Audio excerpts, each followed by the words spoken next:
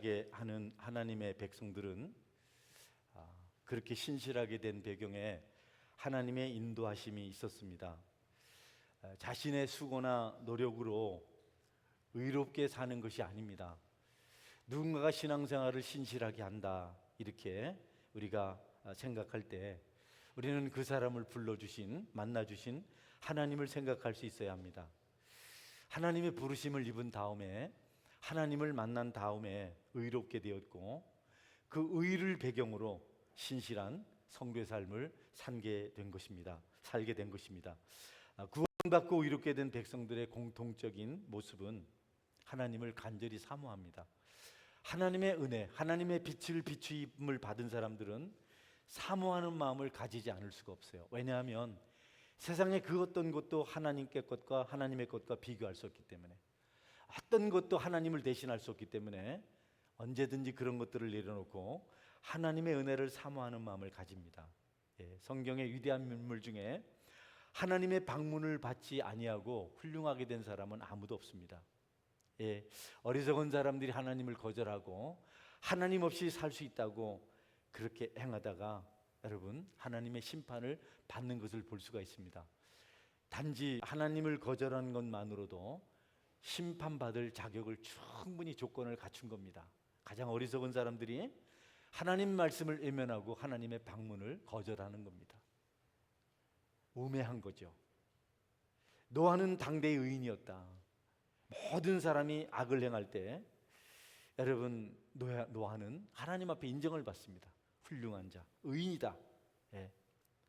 그렇게 될 수 있었던 것은 노아 자신의 어떤 의의가 아니고 하나님이 그에게 은혜를 주셨기 때문에 그렇습니다. 우리 창세기 6장 8절 9절 말씀을 보겠습니다. 그러나 노아는 여호와께 은혜를 입었더라. 이것이 노아의 족보니라. 노아는 의인이요 당대의 완전한 자라.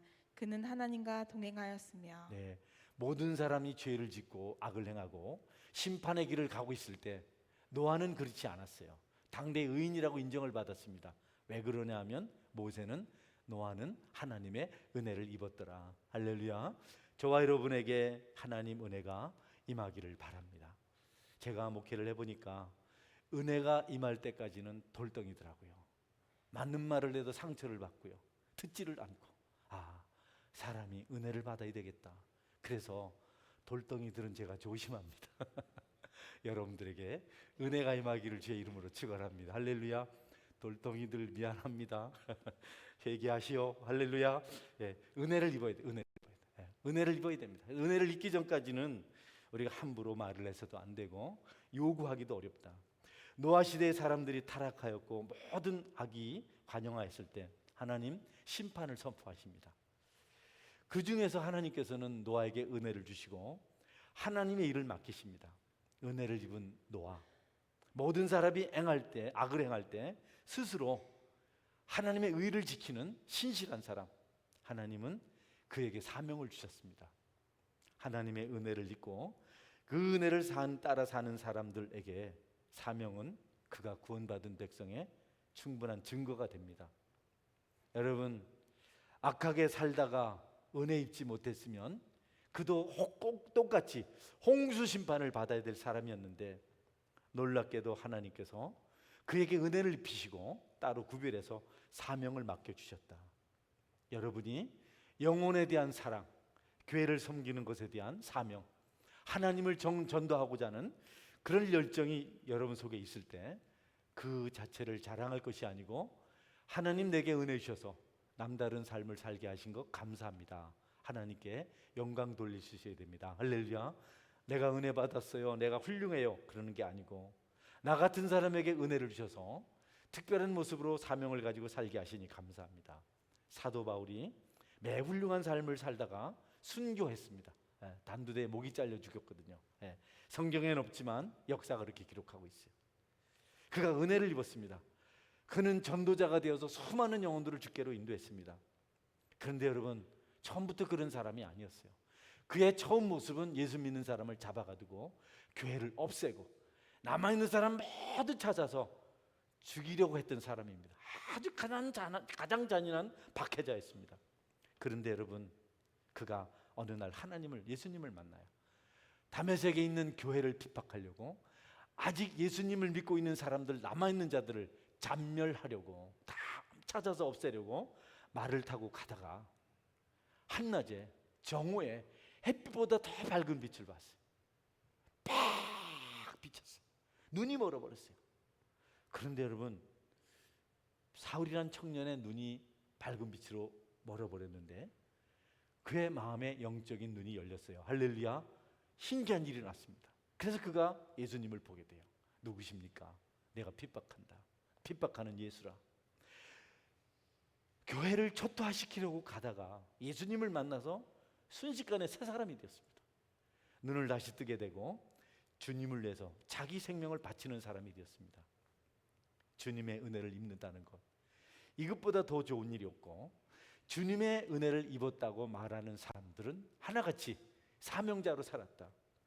여러분이 나는 예수님을 믿습니다, 은혜를 입었습니다 말하면서도 하나님의 일에 소홀히 하고 거칠애로 하는 것은 제대로 은혜를 못 받은 겁니다. 제대로 은혜를 받으면 완전히 주님을 위해서 자신을 맡깁니다. 여러분, 구원받을 때 받은 은혜가 있고 구원받은 후에 받아야 될 은혜들이 있습니다. 여러분들은 계속해서 은혜 받고 여러분이 주께로부터 받은 사명이 얼마나 소중한 것을 깨닫고 그 일에 진력하는 은혜가 있기를 바랍니다. 성경의 모든 인물들이 예수님을, 하나님을 만났어요. 하나님의 부르심을 받았습니다. 노아뿐 아닙니다. 아브라함도 그랬어요. 아브라함은 그 부르심 앞에 감동해서 독자를 다 바칩니다. 모세도 그랬습니다. 모세도 나이 80이 되어서 부름을 받고 이스라엘의 지도자가 되어서 애굽에서부터 그 백성들을, 많은 백성들을, 어린아이 같은 백성들을 가나안 땅으로 인도합니다. 사무엘, 양치기 소년 다윗, 엘리사벳, 마리아, 여러분 들에서 양떼를 지키던 목자들 다 하나님을 만난 다음에 그들의 사명을 감당했다. 성경은 이것을 가리켜서 선행적 은혜를 말하고 있습니다. 선행적 은혜. 먼저 하나님께서 행하시고, 먼저 하나님께서 은혜를 베푸시고, 그 다음에 우리가 구원받은 사람이 되고 사명을 감당하는 사람이 된다. 죄에 물든 인간, 하나님에 대해서 올바르게 생각하지 못하는 존재들, 여러분 정말 악한 자들, 곁길로 가는 자들이 하나님 은혜를 받으면 새 사람이 돼요. 예수님도 그것을 너무 소중히 여겼습니다. 하나님의 부름을 받은 자들을 귀하게 여겼습니다. 요한복음 6장 44절 말씀입니다. 나를 보내신 아버지께서 이끌지 아니하시면 아무도 내게 올 수 없으니 오는 그를 내가 마지막 날에 다시 살리리라. 아멘. 예, 하나님께서 예수님께로 보내준 사람들, 그들만 예수님께로 올 수 있다.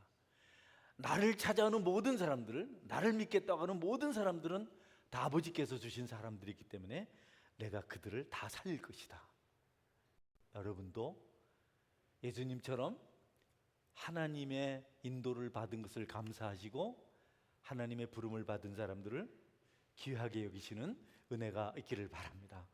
당장은 마음에 들지 않고 여러분 성에 차지 않지만 하나님께서 그들을 위해서 십자가에 죽으셨어요. 하나님 자신보다 더 소중한 독생자를 죽게 하셨어요.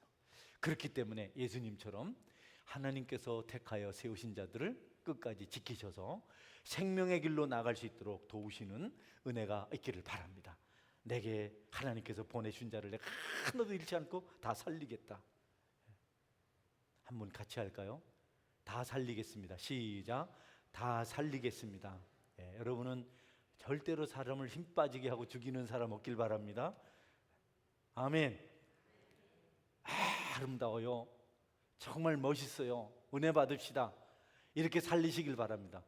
네 어제 뭐 했노? 또 술 마셨지? 눈이 찌푸둥한 게 얼굴이 헬같네. 경상도 말 그런 말 절대 하지 말고 훌륭하세요. 살려주셔야 됩니다. 살리는 사람이 돼요. 예수님 누구든지 오면 살리시겠다고 하셨고 다 살리셨습니다. 이 세상의 모든 일을 해결하는 방편은 아닙니다.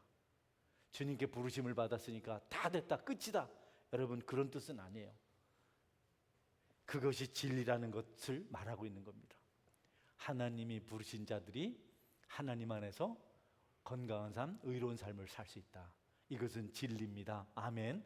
부르심을 받은 자들은 다 하나님 원하시는 삶을 살 수 있어요. 인간의 마음이 움직이고 사명을 감당하게 되는 것은 진리의 빛의 조명을 받았기 때문입니다. 여러분이 오늘 교회 나오고 예배드리고 주님을 사랑하는 마음이 있고 죄를 생각하고 부족함을 아파하고 이렇게 하는 것은 여러분이 착해서가 아니고 여러분에게 하나님의 빛이 비춰졌기 때문에 그렇습니다. 그 빛이 이 시간에도 여러분 심령을 비치기를 제 이름으로 축원합니다. 칠흑같은 어둠, 돌덩이처럼 딱딱하니 굳어진 그 심령에 하나님의 빛이 비추이면 온유해지고 여러분 맑은 영을 가질 수가 있다. 그래서 그들에게는 하나님의 일이 너무 소중해서 죽기까지 충성을 합니다. 사도 바울, 여러분 정말 훌륭한 사람, 잘 나가는 사람이었거든요. 그런데 사명을 받은 다음에 자기가 지금까지 자랑으로 삼던 것을 다 배설물로 버렸습니다. 내가 베냐민 지파라느니 바리새인이라느니 많이 공부했다느니 뭐 이런 거 다 배설물로 여기고 오직 주님을 위해서 내 생명도 아끼지 않겠다, 이렇게 고백을 했습니다. 사도행전 20장 24절입니다. 같이 읽을까요? 같이 시작. 내가 달려갈 길과 주 예수께 받은 사명 곧 하나님의 은혜의 복음을 증언하는 일을 마치려 하면은 나의 생명조차 조금도 귀한 것으로 여기지 아니하노라. 할렐루야. 확 달라졌어요. 사명을 따라 사는 겁니다. 전에는 자기 명예를 위해서, 권세를 위해서, 자랑을 위해서, 똑똑함을 위해서 살았습니다. 그런 거 다 버리고 이제는 복음을 위해서 내 생명을 바치겠다. 여러분, 하나님께서 그 속에, 주님께서 그 속에 그런 마음을 불어넣어 주셨어요. 우리가 하나님을 예배하는 것도 하나님의 선행적 은혜가 있기 때문에 그렇습니다. 여러분 오늘 예배자로 주님을 예배하시길 바랍니다. 한 사람도 구경꾼 없기를 바랍니다. 그냥 와서 멀뚱멀뚱 있다 가지 않길 원합니다. 주님 만나고 싶습니다. 이 예배 시간에 승리하길 원합니다. 그것이 하나님의 빛을 받은 사람들의 마음 중심입니다. 헐레벌떡 예배를 사모하며 달려오십시오. 기쁜 얼굴로 오십시오. 그리고 하나님 내게 은혜 주십시오. 여러분, 그러면 하나님께서 반드시 예배를 통해서 여러분을 복 주십니다. 하나님의 은혜를 받은 사람에게서 나타나는 가장 큰 특징은 예배를 사모하는 것이고 사명을 감당하기 위해서 사는 것이다. 사명을 따라 사는 것이다. 다윗은 부르심에 합당한 사람이 되려고 부단히 노력했습니다. 그래서 시편 63편 7절 8절에서 이렇게 고백합니다. 주는 나의 도움이 되셨음이라. 내가 주의 날개 그늘에서 즐겁게 부르리이다. 나의 영혼이 주를 가까이 따르니 주의 오른손이 나를 붙드시거니와. 네, 주님이 나의 도움이 되셨습니다. 나는 주님 날개 그늘 아래서 즐겁게 노래합니다. 내 영혼은 주를 가까이 따르겠습니다. 얼마나 사모하는 마음이 있었는지 주님이 나를 불러주시고 택한 이후로 나는 주님만 따르겠습니다. 주께서 나를 오른손으로 붙드실 것을 내가 믿습니다. 여러분에게도 이런 신앙 고백이 있길 바랍니다. 나를 도우시고 내 인도자가 되어주시고 나를 부르셔서 구원의 은혜를 베푸신 하나님, 나는 주님만 따르겠습니다. 주님만 의지하겠습니다. 내게 주님보다 더 좋은 것도 더 중요한 것도 없습니다. 네, 여러분, 하나님께서 붙드시는 것과 인간이 하나님을 따르는 것 사이에는 모순이 존재하지 않습니다. 하나님이 여러분을 붙들어서 이끌으면 여러분이 하나님대로 여러분의 걸음을 옮겨갈 수가 있습니다. 모든 것이 하나님 앞에서 나왔고 하나님께서 앞서 가시기 때문에 우리는 따라가면 됩니다. 중요한 것은 하나님의 부르심 앞에, 하나님의 인도하심 앞에 즉각적으로 반응한 겁니다. 따라하세요. 이것도 즉각적인 반응. 시작. 즉각적인 반응. 미루면 안 됩니다. 아멘도 바로 하십시오. 여러분, 즉각적으로 반응. 예, 그리 하겠습니다. 좀 생각해 보겠습니다. 어려워요. 안 됩니다, 여러분. 즉각적으로 반응하지 않으면 우리가 사명을 위한 은혜와 능력을 못 받아요. 주님 믿고 하겠습니다. 한번 계산해 보고요. 주머니에 돈이 얼마 있나? 하나도 없네. 누구 있을까? 사람 없나? 이러면 안 돼요. 알겠습니다. 물질도 사람도 능력도 하나님께서 주실 줄 믿으시길 바랍니다. 말씀하시면 즉각 반응하십시오. 지체하지 마십시오. 선행적 행하심, 먼저 모든 것을 행하시고 인도하시는데 우리는 자꾸 딴 생각을 해요. 머리를 굴립니다. 여러분의 머리로 하나님의 능력을 따라가지 못해요. 여러분, 하나님께서 우리 속에서 일하시고 계신다는 사실을 확신할 수 있는 것은 내가 즉각 반응하는 것, 즉각적으로 순종하는 것 통해서 확신할 수 있다. 여러분이 지금 민기적거리고 자꾸 갈등하고 망설이면 하나님의 일하심에 대한 확신이 없어요. 주께서 부르시면 사무엘처럼 자다가도 일어나야 됩니다. 사무엘이요, 어린 나이에 성전에 갔어요. 젖대고 어머니가 약속한 대로 한나가 바로 하나님의 성전에 갖다 바쳤어요. 근데 어릴 때 5살 때일까 6살 때일까 어쨌든 어린 나이에 성전에서 잠을 잤거든요, 사무엘이. 여러분도 성전에서 자시길 바랍니다. 그러니까 하나님 밤중에 소리가 들렸어요. 사무엘아, 사무엘아. 자, 사무엘아, 사무엘아, 눈을 떠라, 이렇게 하지 않으셨어요. 사무엘아, 사무엘아, 졸지 마세요. 사무엘아, 사무엘아, 이렇게 했어요. 사무엘이 자다가 빨딱 일어나서 제사장에게 쫓아갔어요. 제사장도 성전에 있었기 때문에. 아니라고, 내가 안 불렀다고. 또 잠드는데 또 사무엘아, 사무엘아 불렀어요. 또 빨딱 일어나서 달려갔습니다. 또 잠드는데 또 사무엘아, 사무엘아 불렀어요. 아이고, 내가 헛소리 들었지, 이렇게 하고 그냥 자지 않았습니다. 또 일어났습니다. 또 달려갔어요. 그때 제사장이 말해줘요. 내가 부른 게 아니고 하나님께서 너를 부르셨다. 또 부르는 소리가 들리거든. 말씀하옵소서, 종이 듣겠나이다, 이렇게 대답하라고 시켜요. 주여 말씀하옵소서, 주의 종이 듣겠나이다. 4번째 여러분 잠들었는데 또 불렀어요. 빨딱 일어나서 말씀하옵소서, 주의 종이 듣겠나이다. 어린아이가 여러분 처음으로 사무엘이 예수님을 경험하는, 하나님을 경험하는 시간이었어요. 체험하는 시간이었어요. 여러분 어릴 때부터 아이들이 하나님 음성 듣는 길을 알려주시길 바랍니다. 할렐루야. 얼마나 중요한지 몰라요. 사무엘은 그 이후로 말씀의 순종을 얼마나 중요하게 생각하는지 모릅니다. 어릴 때 받은 신앙이에요. 그래가지고 여러분 나중에 사울 왕이 죄를 짓습니다.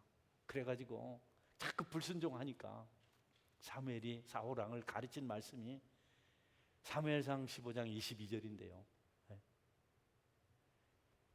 왕이시여 여호와께서 그 목소리 청종하심을 바른 제사와 번제와 다른 제사를 좋아하시, 번제와 다른 제사보다 목소리 청종하심을 더 좋아하십니다.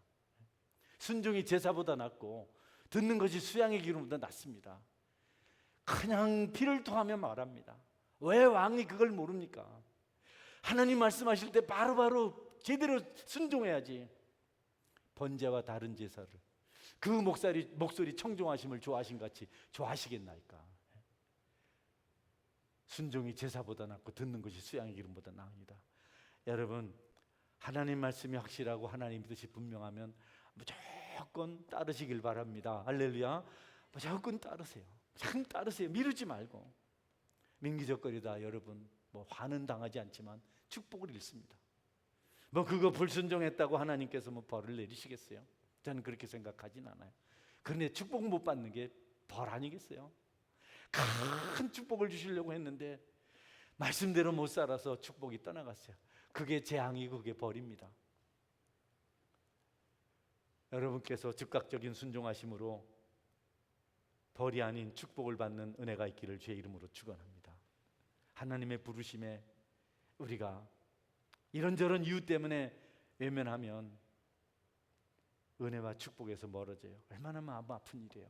큰 축복을 받을 수 있었는데 나중에 슬피 울며 이를 가는 인생이 된다. 여러분 가슴이 점이잖아요. 순종하고 축복 받으시길 바랍니다. 할렐루야. 말씀대로 살고 축복 받으세요. 언제까지 우리가 축복 없이 헤매야 되겠습니까? 주님의 선행적 행하심은 긍정적인 것이 있는가 하면 부정적인 것이 있어요. 긍정적인 것은 참 좋죠. 길이 열립니다. 홍해가 갈라지고 하늘이 열려서 만나가 내리고 쓴물이 달게 되고 얼마나 놀랍습니까? 그러나 여러분 또 하나님의 부르시면 부정적인 측면이 그거 가지 말아라. 그거 하면 안 된다. 요나 같은 사람이죠. 안 된다. 그렇게 하면 안 된다. 너 니느웨로 가야지. 다시스로 가면 안 된다. 그래서 여러분 풍랑이 일어나고 고기배에 삼키고 결국 나중에 회개하고 하나님 말씀을 따라서 니느웨를 복음으로 변화시킵니다.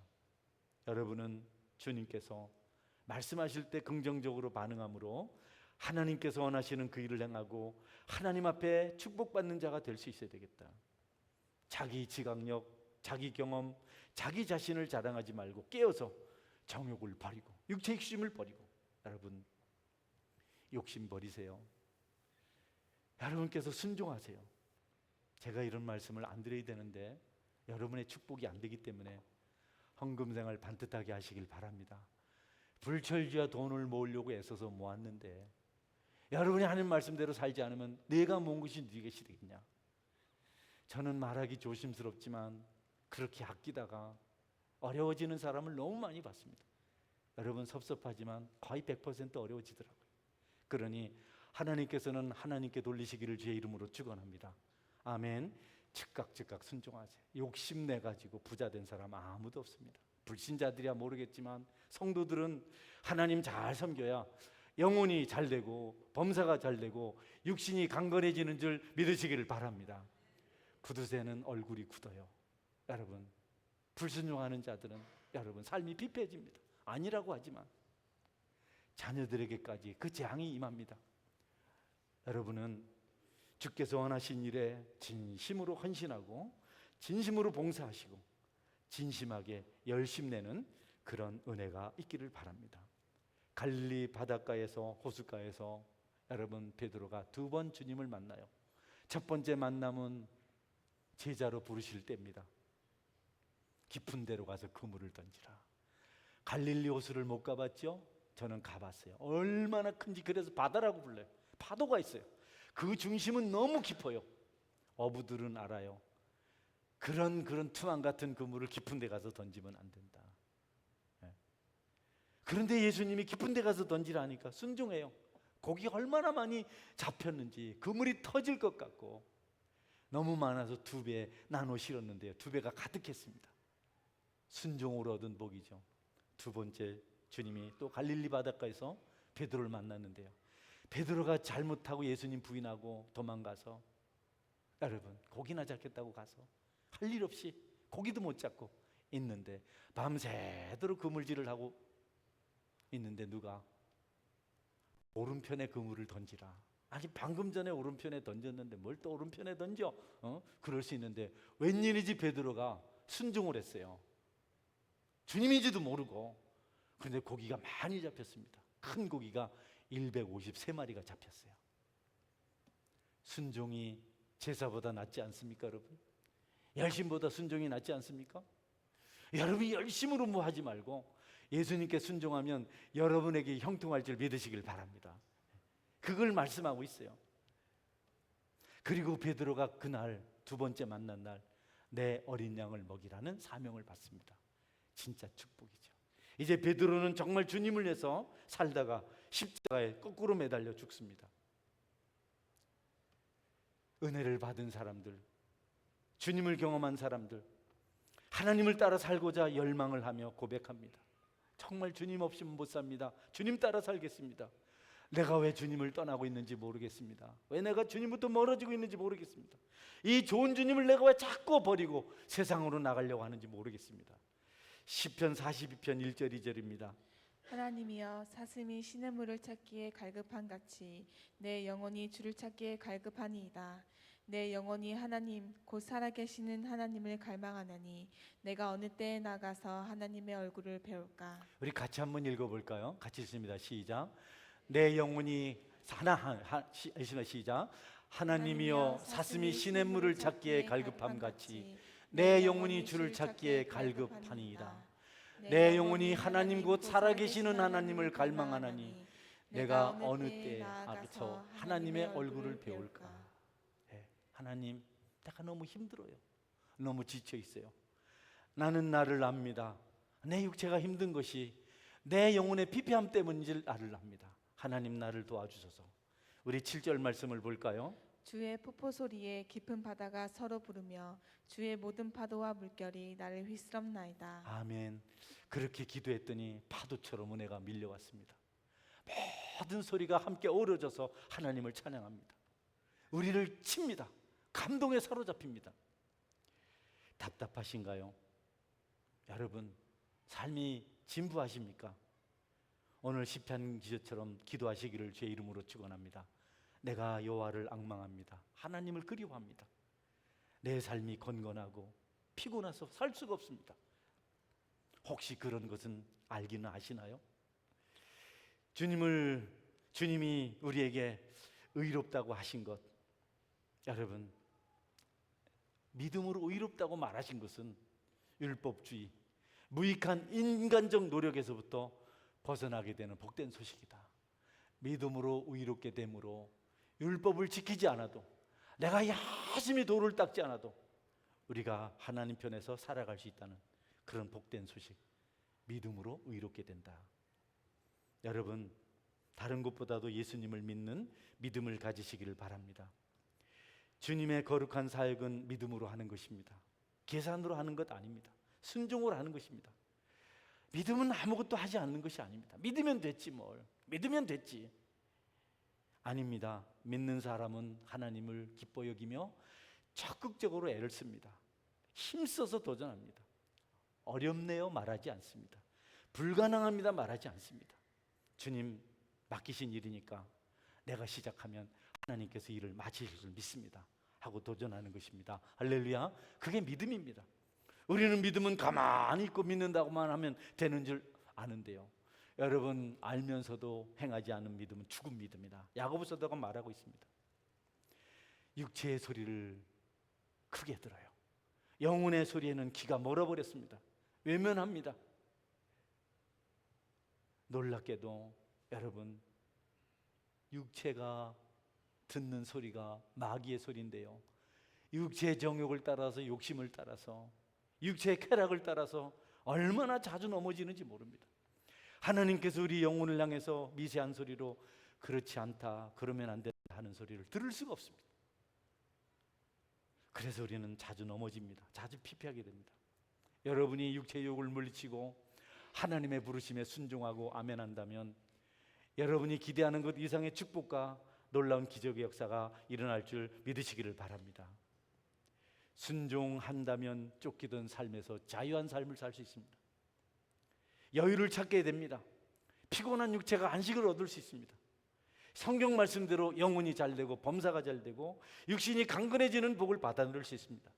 먼저 그 나라와 그 일을 구하라, 그리하면 이 모든 것을 너에게 더하시리라. 가끔 저는 이런 경험을 해요. 금요일부터 너무 몸이 안 좋았어요. 감기가 들어서 오늘 새벽엔 목소리도 안 나왔어요.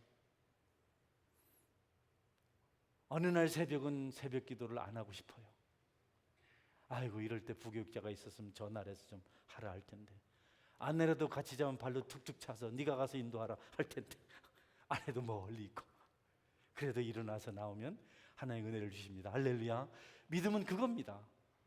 믿음은 그런 것을 경험하게 하는 것들입니다. 가만히 있어도 된다, 열심 내지 말아라, 이런 게 아닙니다. 사람이 안 보이네요, 물질이 없어요, 동역자가 없어요, 아닙니다. 여러분이 즉각적으로 순종하면 모든 것들을 채워주실 줄 믿으시기를 바랍니다. 그게 믿음입니다. 움직이지 않는 거 아닙니다. 아니, 믿음으로 하면 되지 왜 그래.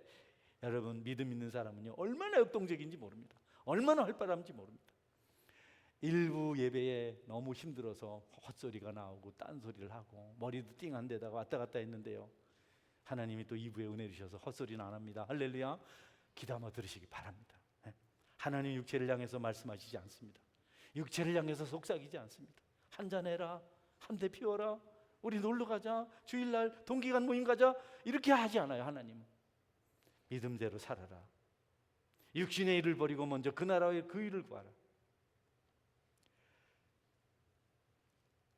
정상을 향한 길은 육체 너머에 계신 하나님을 통해서 얻을 수 있는 것입니다. 그분은 인격적으로 이렇게 말씀하십니다.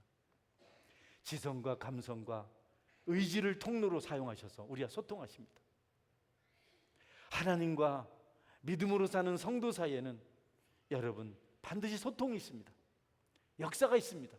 그분의 말씀하시고 듣고 우리가 기도할 때 응답하시는 그런 놀라운 역사들이 일어납니다.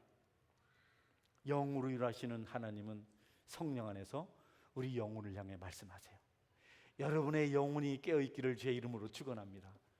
늘 세상 일에 침취하여서 늘 피곤하고 괴로운 인생 살지 말고 좀 더 눕자, 좀 더 졸자, 좀 더 자자. 나는 늘 피곤해. 아침에도 피곤해, 저녁에도 피곤해. 돈만 보면 눈이 띄어. 그래서는 안 되잖아요. 여러분 영혼이 깨어있으면 하나님께서 여러분 속에 하시는 말씀을 들을 수 있습니다.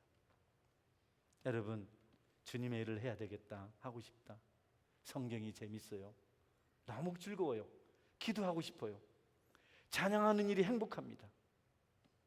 찬양하고 싶어요. 육신의 생각은 항상 부정적입니다. 그런 거에서 뭐 하려고? 그런 거 하지 마. 괜히 막 헛고생이야. 그냥 교회 왔다가 지루하지만 1시간만 견뎌. 에? 사람들은 이신칭의, 이신득이를 잘못 오해하고 있어요. 개념이 잘못되어 있어요. 그것이 하나님을 알지 못하도록 가로막습니다. 믿음으로 의롭게 된다. 이것은 마치 여러분 이런 겁니다. 회개를 기계적으로 하는 걸 말해요. 하나님 잘못했습니다. 이제 기도합니다. 여러분, 회개가 그런 게 아니에요. 회개는요, 진정으로 회개를 하면요, 엄청난 능력이 생깁니다. 엄청난 힘이 발휘돼요. 그런데 여러분, 우리는 믿음의 진리를 잘 모르기 때문에, 너무 믿음을 값싸게 여기기 때문에 회개 후에 나타나는 놀란 능력을, 그 힘을 발휘하는 것을 경험하지 못한다. 은혜도 없고 위로도 없고 감사도 없고 기형적인 회개를 합니다. 성령의 진리가 없는 회개를 합니다. 아무 변화도 없습니다. 여러분, 회개해 보신 적 있나요? 회개를 하면요, 은혜가 임하면요, 구습을 싹 던져버릴 수 있습니다. 할렐루야. 구습을 행하면서 회개했다고 교회 와서 예배드린다고. 여러분, 10계명을 다 어기잖아요. 10개 중에 하나만 어깁니까? 아닙니다. 그 하나 어긴 사람 다 어깁니다. 하나님을 만홀히 여기고, 여러분, 부모에게 불효하고 살인하고 간음하고 도둑질하고 거짓말하고 탐내고 다 합니다. 다. 회개를 했는데 이 죄는 없애고 저 죄는 또 짓고 그렇습니까? 그런 회개를 못하고 그냥 적당히 느끼고 눈물 흘리고. 여러분, 이신칭의를, 이신득의를 바르게 알고 믿는 자의 믿음을 바르게 깨닫는 은혜가 있기를 주의 이름으로 축원합니다. 확실하게 만나보십시오. 괴롭고 힘들지만 그 회개가 얼마나 기쁜 것인지, 그 믿음이 얼마나 좋은 것인지. 저는 늘 그런 회개를 기대하며 삽니다.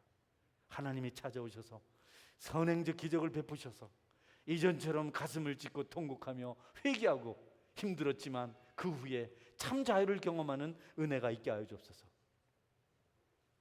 아담에게서 찾아온 죄성을 물려받은 악한 자들의 그 자아가 얼마나 힘들고 어려운 것인지 여러분 불편히 여기지 않아요. 괴로워하지 않습니다. 전혀 느끼지 않아요. 죄를 지으면서 갈등이 없어요. 그걸 당연하다고 생각해요. 이신칭의는 그런 게 아닙니다. 이신칭의는 믿음으로 이롭게 된 사람들, 죄를 정말 싫어합니다. 죄를 정말 괴로워합니다. 하나님의 경고를 무시하지 않습니다. 여러분 중에 예수님 믿는다고 하면서 예배드리러 온다고 하면서 죄 중에 있는 사람은 진짜 회개를 꼭 하시기를 주의 이름으로 축원합니다. 어디 하나님 앞에 예배한다고 하면서 싱글싱글 웃으면서 죄를 여러분 자랑스럽게 여기고, 어떻게 간음죄를 짓고 하면서 예배 잘하고 그렇게 뻔뻔하게, 여러분 그게 하나님이 아닙니다. 이신득이는 죄를 정말 미워하고 죄 때문에 괴로워하고 반드시 회개하는 것인 줄 믿으시길 바랍니다. 불편하게 여기지 않아요. 죄성을. 주님을 믿음으로 영접했다는 사람들에게서, 구원받았다고 하는 사람들에게서 하나님을 향한 목마름과 굶주림이 없다는 겁니다. 목마른 사슴이 시냇물을 찾기에 갈급한 같은 그런 간절함이 없다는 겁니다. 그냥 교회당만 나가면 불신자 갈 것 없이 그냥 할 말 안 할 말 다 하고, 입은 꿀바른 입술같이 되어서 여러분 단말만 하고, 하나님을 열심히 믿을 필요 없어. 믿음이 좀 없어도 괜찮아. 겨자씨만 하면 된다잖아. 여러분, 너무 많은 말씀이 홍수처럼 쏟아지고 있습니다. 어디든지 핸드폰에도 있고 텔레비에도 나오고 컴퓨터에도 있고. 그런데 많은 그리스도인들이 목말라요. 이전에 성경 한 권 가지고 필사하던 시대가 있었습니다. 찬송 한 권을 가지고 가족들이 돌려가면서 적어가지고 부른 적이 있었어요. 어디서 말씀을 듣습니까? 시골교회 목사님 말씀 듣는 게 전부였습니다. 그때는 여러분 생수가 있었어요. 지금은 흙탕물이 곳곳에 있어서 마실 물이 없다고 말합니다. 하나님 인격적인 분이십니다. 우리가 인격적인 존재가 될 때 만날 수가 있습니다. 인격은 인격과 만납니다. 인격자들은 인격자를 알아봅니다. 인격을 소유하고 있는가? 나는 스스로 속이는 자가 아닌가? 나는 하나님 앞에 얼마나 불충하고 나쁜 놈인가, 나쁜 여자인가 말이죠. 생각해 봐야 됩니다. 하나님 나를 알아보실까? 나는 참 진실함으로 주님을 섬길까? 이심전심이라는 말이 있어요. 하나님이 아세요. 여러분이 혹시 인격자로 서로 하나님을 만나서더라도 그것으로 만족하지 말고 성숙한 만남을 지속해야 됩니다. 여러분, 자꾸 만나야 사랑이 깊어지고 더 풍성한 교제가 이루어집니다. 하나님과 자주 만나고 경험하는 은혜가 있기를 주의 이름으로 축원합니다. 주일 한 번 와서 뭐가 돼요, 여러분? 리딩 지저스를 이제 통독이 일독이 다 될 때가 돼서 제가 이제 자주 들어가 봐요. 보니까 한 번도 안 빠진 분들이 계시더라고. 나는 생각해요. 달콤함도 있겠지만 말씀을 붙들고 은혜 받아 살겠다는 몸부림이 그들에게 있다는 것을 생각해요. 그렇지 않고서야 어떻게 매일매일 성경을 읽겠어요? 몇 번 읽다 말고 한꺼번에 다 읽어버리고 그런 거 말고 매일매일 주님을 사모하는 성숙한 만남이 여러분에게 있을 때 하나님 안에서 부유함을 누리게 될 것입니다. 성도 여러분, 저는 개인적으로 요즘 밤샘 기도에 대한 소원이 자꾸 찾아옵니다. 이전에는 계속 그렇게 했는데 요즘은 머리를 땅에 대고 자는 것이 편해서 그 일에 익숙해져서 교회를 와서 밤에 기도하지 않는 것이 자꾸 마음에 걸리기 시작했습니다. 차일피일 미루온 이것을 다시 시작하려고 합니다. 그렇게 하지 않으면 험한 세상을 이길 수가 없겠고 내가 영성을 지킬 수 없겠다는 생각이 자꾸 듭니다. 오늘 저는 여러분에게 즉각적인 순종을 말씀드렸는데 이 설교는 제가 먼저 응답을 받았고 경험한 설교입니다. 여러분들도 여러분 속에 세미한 소리에 하나님 성이 들려올 줄 압니다. 너는 그러면 안 된다. 너는 이렇게 해야 된다. 혹은 저렇게 해야 된다. 라고 말씀하실 때 흘려버리지 마십시오. 예배 시간에 듣고 속상해하지 마시고 흘려버리지 마시고 목사님은 계속 씹으세요. 나는 나대로 할 겁니다. 그런 완악한 마음 가지지 마시고 여러분이 그리스도인이 아닙니까? 모세는 불은 붙었는데 타지 않는 나무를 보고 신기해서 그곳에 갔다가 하나님의 부르심을 받았습니다. 여러분 속에 불타는 열정이 있을 때 여러분은 하나님을 만나게 됩니다. 육체는 상처가 없고 멀쩡한데 마음속은 너무 힘이 들고 너무 고통스러울 때가 있습니다. 그때가 하나님을 만난 때인 줄 알고 즉각 순종해서 축복받은 자로 살아가시기를 주의 이름으로 축원합니다. 아멘. 기도하겠습니다. 하나님, 하나님의 세미한 음성을 듣고 슬쩍 넘어가지 않게 도와주옵소서.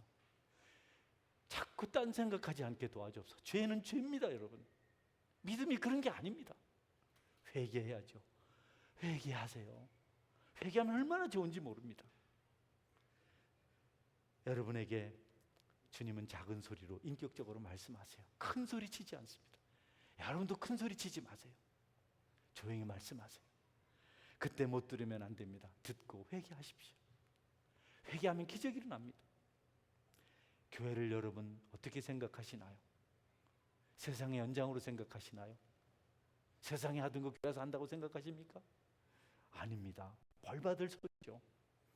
하나님, 주님의 음성을 바로 듣고 바른 신앙인으로 살겠습니다. 자, 통성으로 기도하겠습니다.